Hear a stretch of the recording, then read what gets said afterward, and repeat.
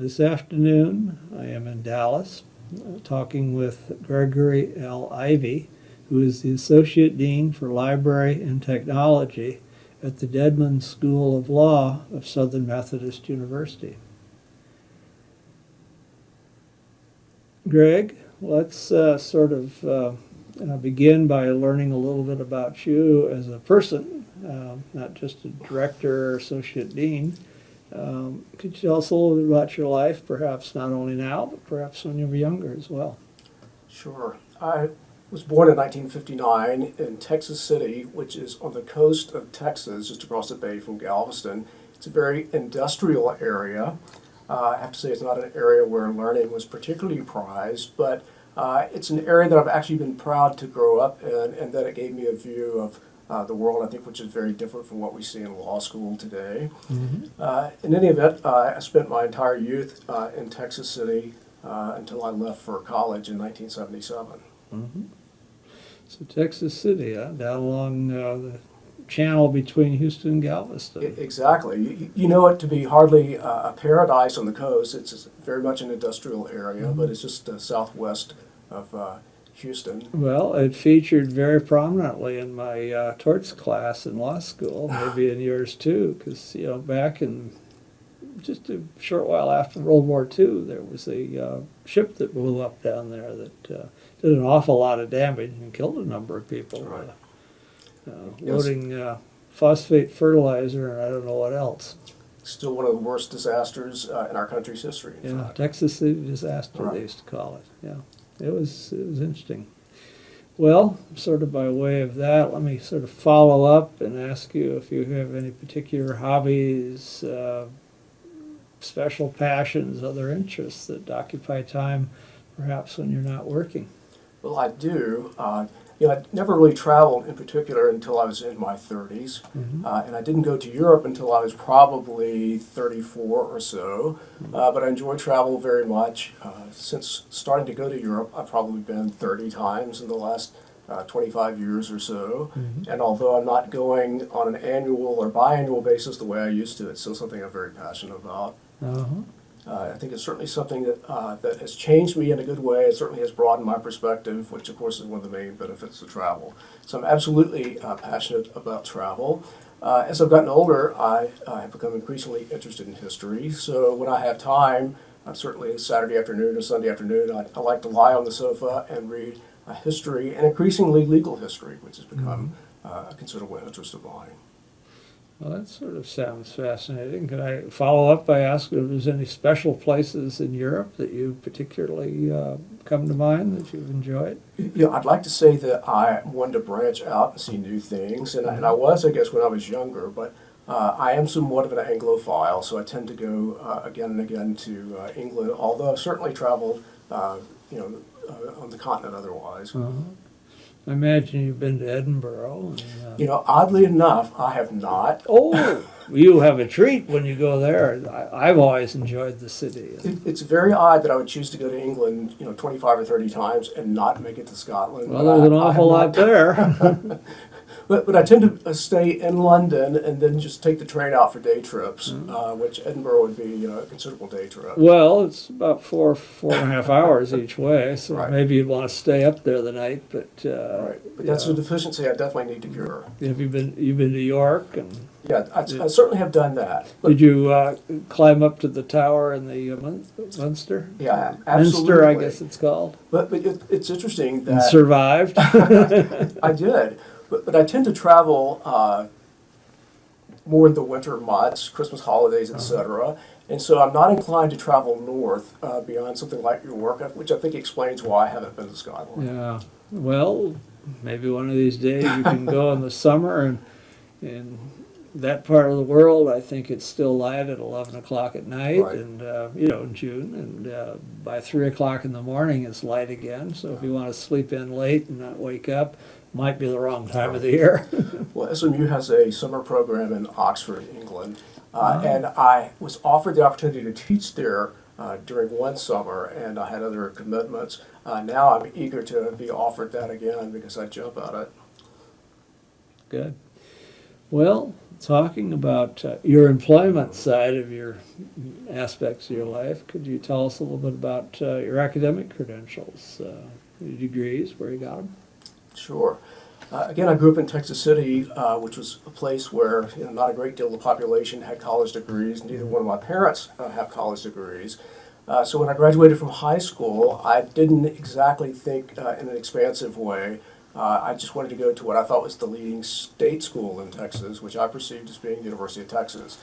At least they think so. I think they're I right. realize some people might take issue, but at least my way of thinking at age 17, that's where I thought I should go. So not a great deal of thought went into the process, but that's where I ended up and was there for 4 years. I'd always wanted to go to law school. And again, I wanted to go to the leading state school, which in my opinion, again, would have been the University of Texas. But unfortunately, they were not eager to have me, so I went to what I thought was the second best state school in Texas, which was University of Houston. I was there until I graduated and started practicing law, which I did for 4 years. Yeah. Yeah, I noticed that in your background that you started off after you got the law degree practicing a bit. Can you tell us a little bit about that phase of your professional life? I think a lot of people I know who practiced law and then went into law librarianship did not enjoy practicing law. That was not at all the situation for me. I practiced with a Dallas firm that had a office in Tyler, Texas, which is located about 75 miles, I guess, 90 miles east of here.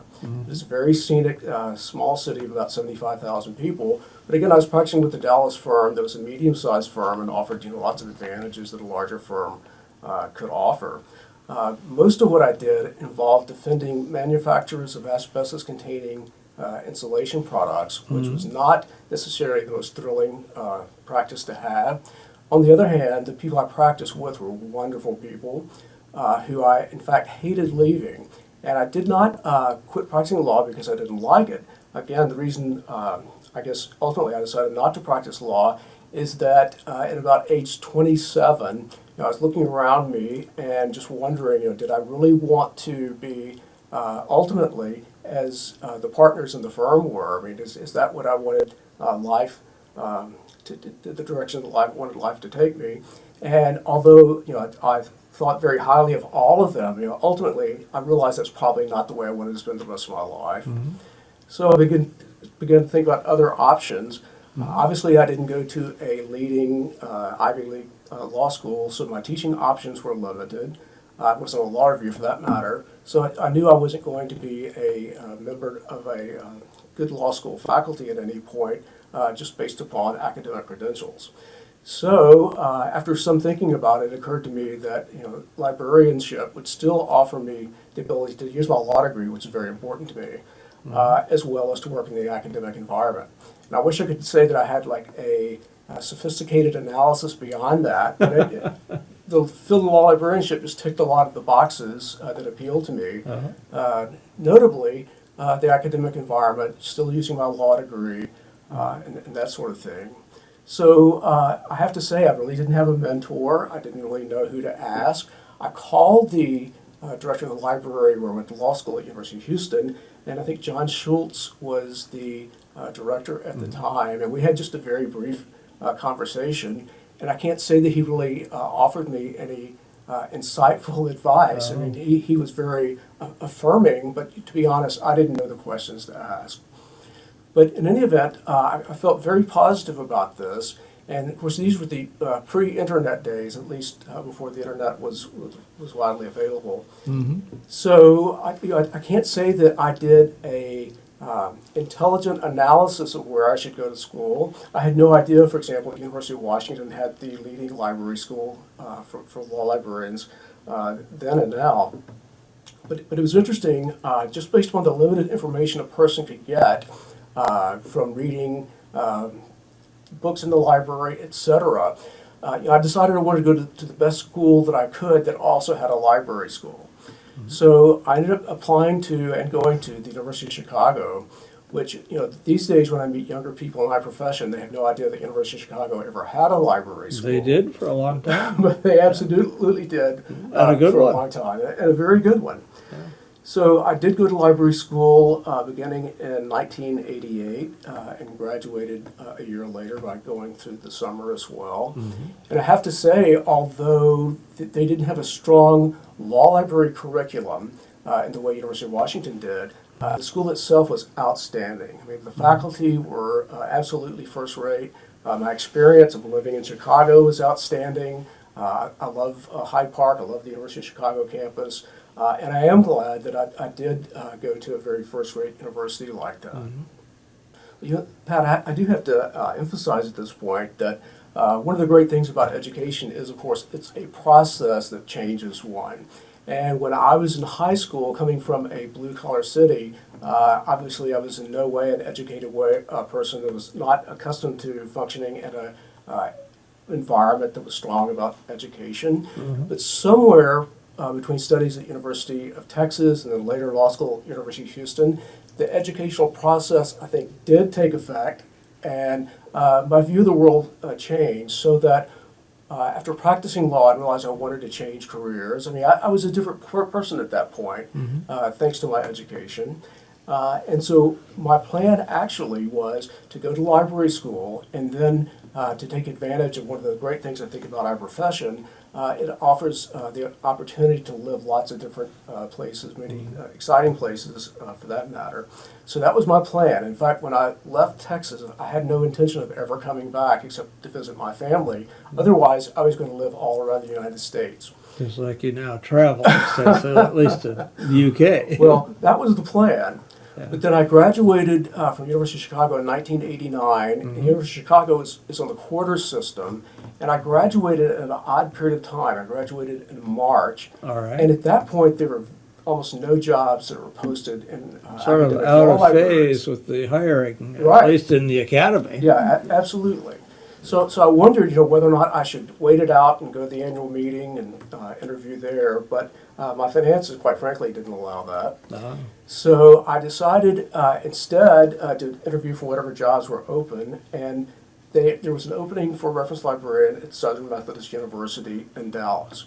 Well, I was completely happy about Southern Methodist University, but I was not happy to be going back to Texas because that was not my plan. Well, of course, according to the people in Dallas, Houston isn't really part of the real world either, and vice versa, It perhaps. seems very far away sometimes. Well, it is a bit of a drive, I know. And they are two very different cities, even though they're Very in the same much, state. yeah. But in any event, when I was offered the job at SMU, I was happy to come here, but I decided I was only going to stay 2 years, not because I had any distaste for SMU or for Dallas, but just because I wanted to experience living lots of different places. Sure. Obviously, it hasn't worked out that So way. 2 years has come and gone and come and gone, Right. and here you are still. 26 years later. Yeah, well, you're no longer the senior reference librarian. That's That true. was the position that you assumed initially Right. here at the SMU, at the Underwood Law Library, as this library is Right. technically called. And so tell us about that and how things sort of became whatever became, and now you are the associate dean in charge of the entire law library here. I enjoy speaking with young people about career issues. And one of the things I tend to emphasize is that a person probably doesn't need to spend too much time working out all the details of their future, including their career, just because life takes you in unexpected directions. And certainly when I came to SMU, I never intended to be a director here because I never thought I would stay here long enough. But quite frankly, I've been very happy both with SMU and with Dallas. I have a great set of friends here.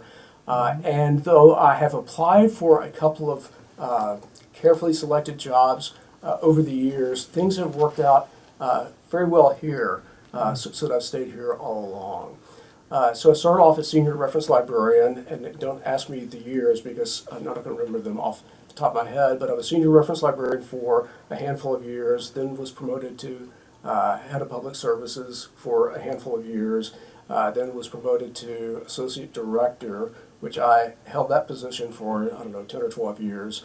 And then our director, Gail Daly, retired a little over a year ago. and then I was interim director for a year, and then for the last 4.5 months, I've been associate dean for library and technology as my official title. So you have the more modern current title used by people that had academic law libraries. Yeah, absolutely. Yeah, well, why not? That's what you do. So if I count roughly, I'm looking at what, about 26 years you've been here. And, Exactly. having come here with the idea that you'd probably move on in a couple of years and, see more of the country.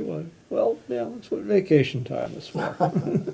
Yeah, and being involved in, association work and maybe doing law school site visits for a credit. You'll see the country piecemeal. Well, and certainly I think I've been able to do that. It's also interesting that due to the annual meeting as well as traveling and so forth, I have seen an awful lot of academic law libraries as well. And so although I have been here at SMU for 26 years, it really is pretty easy these days to get a pulse on what's going on at other law schools and other libraries. And of course, that's a lot of our job these days, is keeping up with all the changes that we're all confronted with.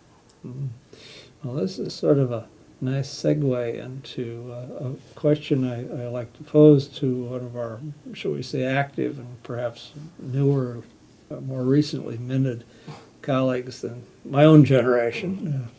As I move on in the world, I'm sort of wondering, I'll even remember what it used to be like, although that hasn't happened. But can you tell us a little bit about what it must be like? You have just within the last relatively short time assumed the role of head of a pretty significant academic law library, one with a long and distinguished record. I mean, your predecessors, Gale, and before that, Bernie Tuberville, were very highly regarded in our field and built on excellent beginnings.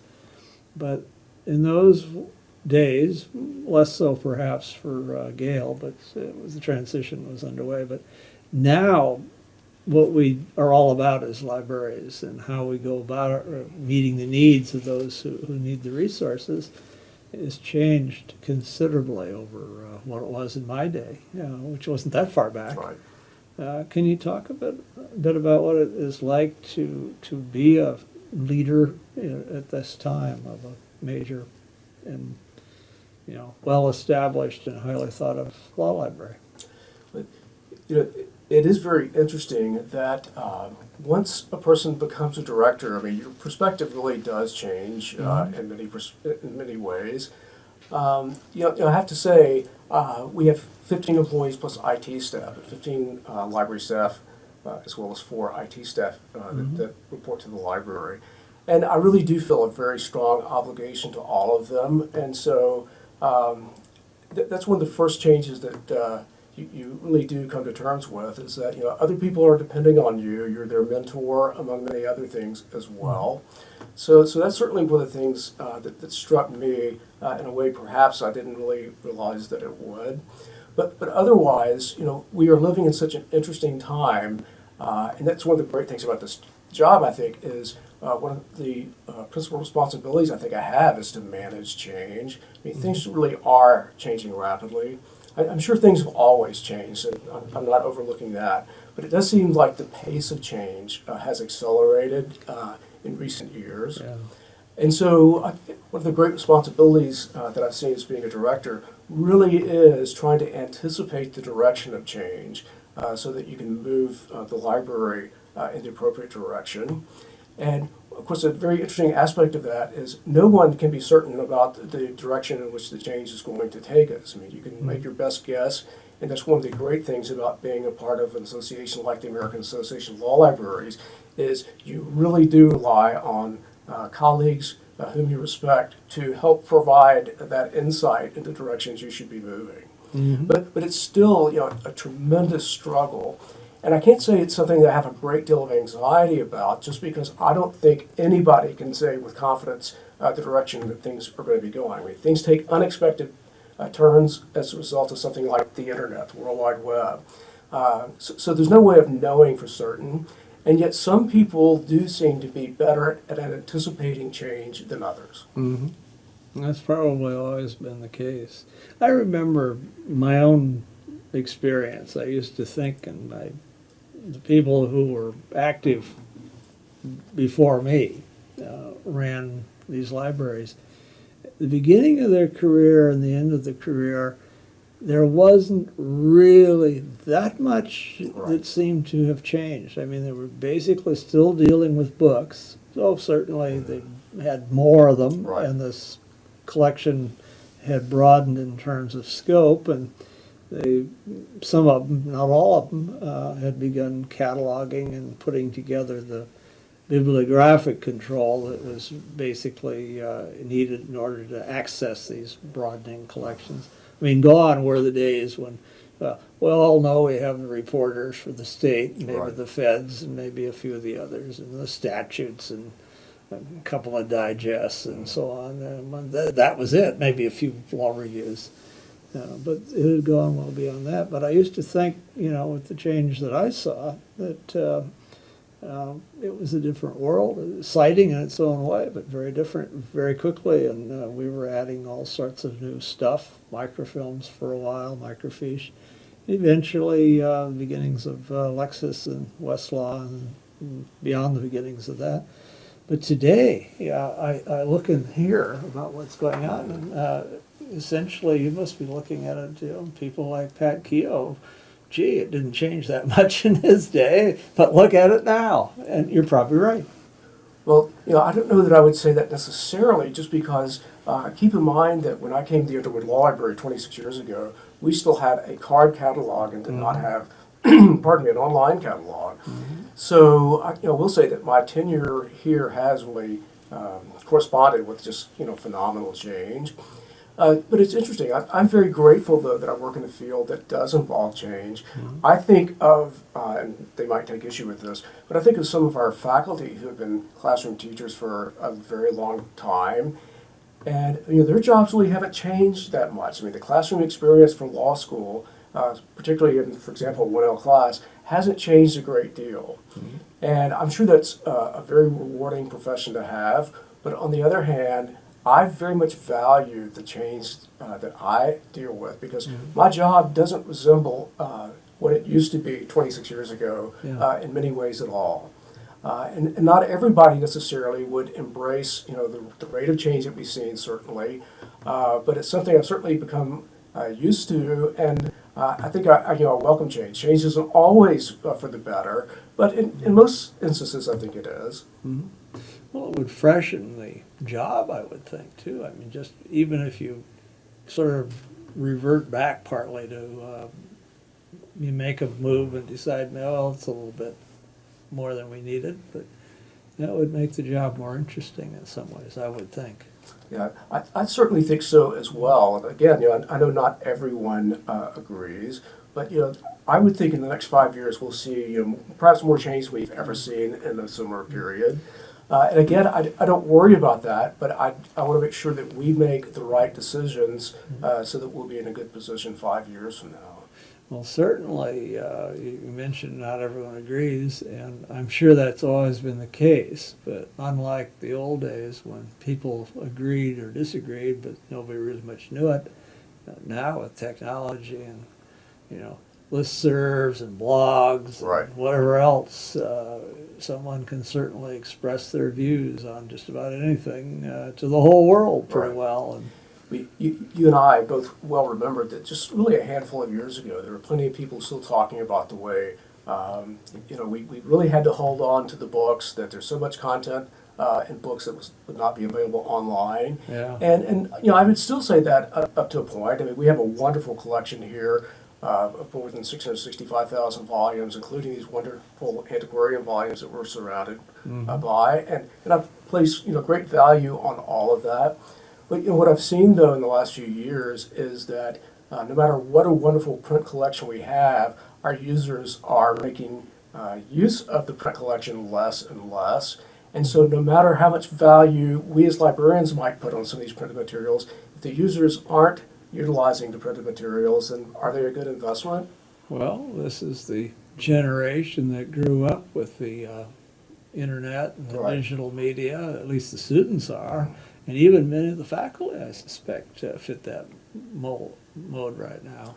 Yeah, and that's what been a huge change is even our older faculty have embraced technology today. So it's absolutely changed, and it's changed, I think, more rapidly than most people would have predicted. Well, we've talked about teaching, and you do have the faculty title. Have you taught anything, or do you teach? I do teach. Oddly enough, I'm not teaching this semester just because of other responsibilities, but I've taught. You mean you have a day job too? I do have a day job and an evening job too that seems sometime. But I do teach advanced legal research and have for years, and it's taught here a 2-credit seminar class. And I can't tell you for how many years I've taught it now, but it's been a long time. And all of our librarians at this point teach courses for credit, which is another big change that we've seen over I the hear years. that all over. This is a big change in our profession. Yeah. Absolutely. And fortunately, I would say that all of our staff loves to teach. I have to say it's really one of the best parts of my job.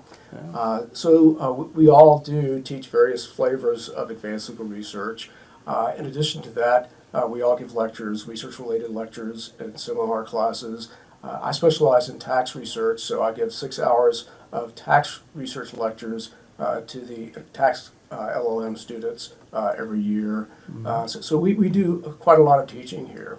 And when I first came to SMU, the teaching we did really was Lexis and Westlaw training. I'm not sure how much teaching we did. It really was more probably appropriately called training. But over the years, I think our staff has become a more sophisticated, scholarly group. And as a result, we've really embraced teaching in a big way. Well, I suppose it's like, the evolution of law libraries, essentially in the generation before mine, where they started off with some basic things. They all had them, and, you didn't need someone to tell you that they had the statutes. Well, when you started off, certainly during most of my career, after it came in, we had Lexis and Westlaw. Right. And that was your choice. And sure, there was other stuff, but not for the most part. For most of the people that were working in law libraries, students and faculty. But now you have a lot more variety and a lot more choices, and it's a wonderful side to that and a scarier side to that. Absolutely.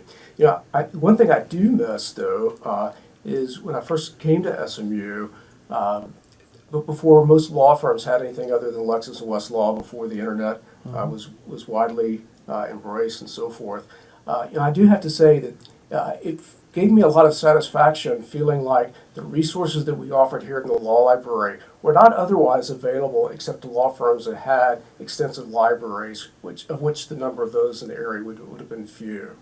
And so it was a source of a lot of pride, especially early on when we possessed resources that you really couldn't get outside of an academic library. And there were so many of those, but that's changed in a big way.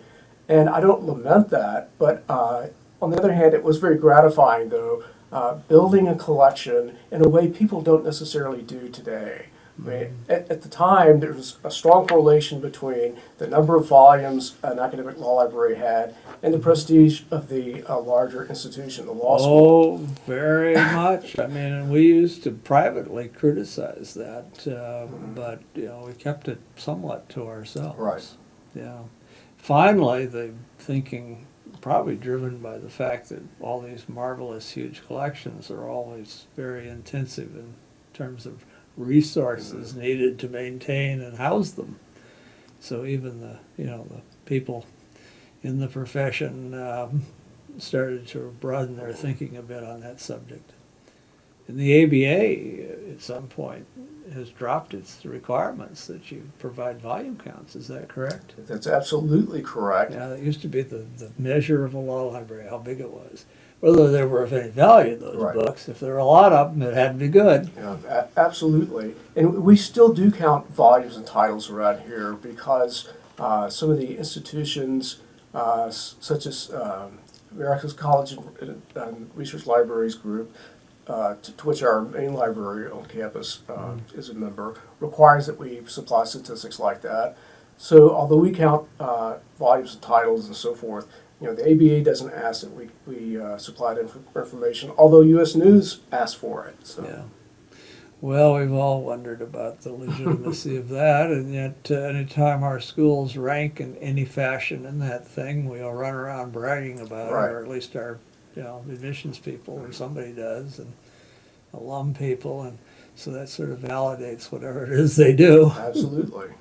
Very much. Well, that's interesting. So you and the rest of the library are much more involved in teaching than was the tradition some years back. Now, the other aspect of faculty members' life often is service. You haven't been in this role terribly long, but have you had the opportunity, other than maybe a few votes on the faculty, to get involved in a broader service? Well, I don't have tenure, so I'm not a voting member of the faculty. You may be just as happy until you get tenure, not to have to stick your neck out on something. Well, it is interesting how the question of tenure is somewhat generational, at least in my perception. And those who were librarians before me, I think, were very strong in their opinions that academic law librarians should be tenured. Yeah. And I can certainly make the argument either way, but I do think people that tend to be my age and younger don't place as strong an emphasis on it for librarians, although I'm certainly not opposed to it in any way. Yeah. Well, I think it differs from place to place. absolutely It does. always has. I Right. mean, I have known colleagues who, in the day when tenure was sort of considered to be the norm, didn't have it as such. Or if they had it, it had some qualification to it, like they were tenured as a librarian, especially if the library had faculty status. Right. Some did, some didn't. But they may not have had tenure as a subject teacher on the faculty, so that if they were to say at some point or be told at some point that it's time to end this, you being the director, Right. it didn't necessarily mean that they could just say, well, all right, I'll just be a teacher from now on. They had to Well, go through a hoop or two to get that far, if they got that far. I should clarify those, especially since I'm on camera, that one of the things driving my particular opinion of it is because I became director for the first time at age 56. And so for me to enter a tenure track at age 56 so that I can be granted tenure at 62 only to retire a handful of years later probably doesn't make as much sense for someone younger than I. There's also always been, and certainly today I'm sure as much, what exactly does one do to achieve a tenured appointment? In other words, the usual is service, scholarship, and how do you define those? And it's in the eye of the beholder. Right. The beholder is the faculty that have to make the decision on somebody else's tenure, the committee that, or the power of the faculty who does this. It's Right. often a committee of tenured faculty members as a whole that does it. And some of our colleagues have told me that, for other reasons, not just that they're coming up on retirement within the next decade or two maybe, that they're faced with some questions in their own faculty, because what the tenured faculty wants to see might be beyond the areas that a librarian would ordinarily have the time to pursue Right. and still do their day job. Right. So, what works for one may work for others and may not, and so different models are different models. Well, which is very interesting in itself. It's interesting how I think most non-librarians really don't have a good idea of what librarians really do. And I would even put faculty, law faculty, in that category as well. I mean, they have some general notion of what librarians do. And so therefore, for them to assess the work that a librarian does in terms other than the traditional faculty roles. I think it is a challenge for many law faculty. Well, that's true. The librarian does things that they don't do, and Right. their criteria, I suppose, realistically, is often does the library meet the needs that I have for Right. it? And if the answer is yes, well, the librarian's obviously very good. Right. If the answer is not yes, well, maybe the librarian is not so Sure. good, and that may not be the case on either side of that basic Right. question. But you're right; they don't. Evaluating it isn't that easy. Well, it is interesting. Obviously, a librarian can be presented with all sorts of opportunities for service to the library, to the law school, to the Sure. broader university, the community, and so forth. I received an interesting introduction to that, although I've done all sorts of service over the years. While I was interim director last year, I was appointed to a campus committee which for 5 months consumed about 30 hours of each week. Oh, Which awful. yeah, I'm not eager to engage in service at that level again, because I mean that was almost disruptive of what I consider to be my full-time job otherwise. Yeah, that sounds like it's a little over the top. But in any event, it was something. It was a cautionary tale, if nothing else, that one needs to be very careful when one agrees to certain commitments. Well, that's true, but you know, so many of us, myself as well, tend to say yes more than we might say no, and maybe we should be a little more cautious Right. and picky about what we're saying yes And I to. think, quite frankly, librarians are among the worst about saying yes. I mean, we're Yeah. obviously service-oriented people, and then we find it hard to say no. Yeah. Well, you know, when you've got the library, in some ways that is a good characteristic, but you're right, it can be counterproductive too, Right. I imagine, as well. Well, you know, we're sort of nearing the end of today's conversation, Greg. But before we do, could I ask if there's anything we've not talked about that you would like to bring up? One area that I can think of is just about AALL in general. It's funny, knowing that we're going to have this conversation, I was thinking about various activities that I participated in with AALL over the years. And I always, at any given time, have been on some committee or other, and have very much enjoyed that. On the other hand, I have to say that perhaps only in later years have I really appreciated, to the extent that I do today, just the value that the Professional Association has been for me and for my colleagues as well. I mean, I never doubted it, but yet today, when I think about so many things that I think we take for granted in this field are taken care of by our professional organization. And just because it's always been there for us, we assume that I guess that it always will be. And I do think I only in the last few years have realized that if I had it to do all over again, although I've always been involved in AALL, I would have been even more involved. And I guess perhaps it's not too late. Oh, no, it's not too late. You just let the word out that you might be amenable to other opportunities, and they may come flowing in your direction faster than you realize. But it is interesting, though. On the other hand, I see certainly younger people who, for reasons of trying to obtain tenure or promotion or whatever, they really need to be involved in AALL. And so, sometimes I don't want to occupy a committee post that maybe a younger person might need in a way that I don't need it. On the other hand, it's certainly a very nice and interesting group of people to work with, and I've certainly have benefited over the years.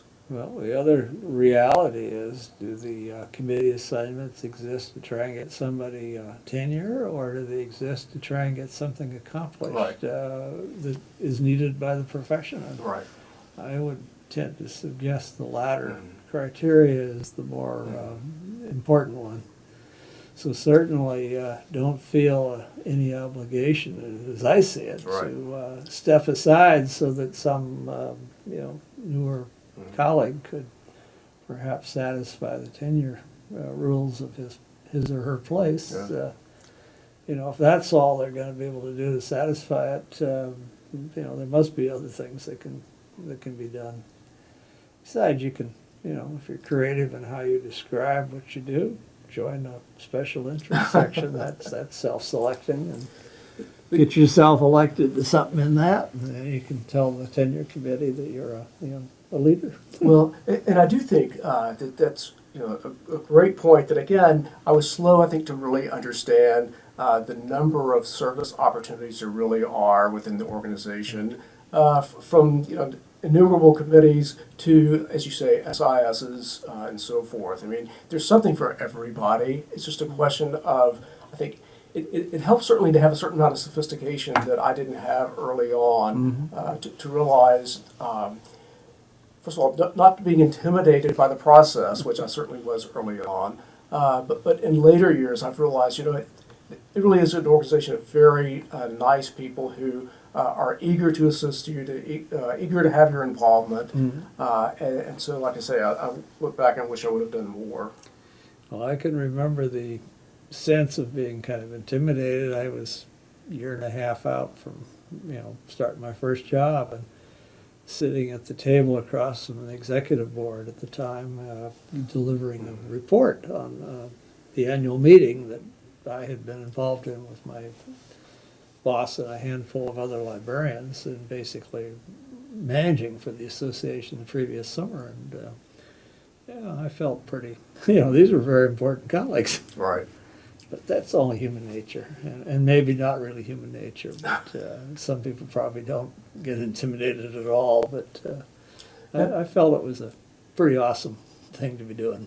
Well, it is interesting that for some of us it takes a certain number of years before you really do realize these other people are just people as well, and that if you just take the time to relax and interact with them, you'll find just what nice people they are, that they really do wish you well. Yeah, and it also helps as you take on, in my opinion, some of these roles that leadership. It helps to have a little bit of background from having seen it or been sort of around it, Right. or even part of it.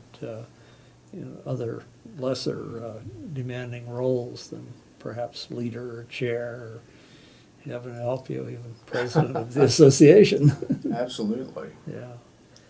Well, maybe on that, I should thank you, Greg Ivy, for speaking with me today and on camera for the oral history of law librarianship. It's interesting to talk to any colleague, but especially one who's sort of, in some ways, relatively new to the most senior position in your library, and can see it from young eyes, or however you want to 56 years old. I'm not sure about that. Relatively speaking. Our 20-year-old colleagues wouldn't think that you were young, but looking back from my direction, you're not quite as old as I am. So that's how I put it. I'll leave it at that. Well, I very much appreciate you coming to Dallas to do this interview, and we're very happy to have you here at SMU. Very good. Well, in thanking you, I'm, of course, also thanking you on behalf of our colleagues, Michelle Wu, Frank Hodek, and Dick Spinelli, with whom I have the immense opportunity and pleasure of working to be able to do things like come here to Dallas and talk to you here on camera for the oral history of law librarianship. Thank you. Thank you.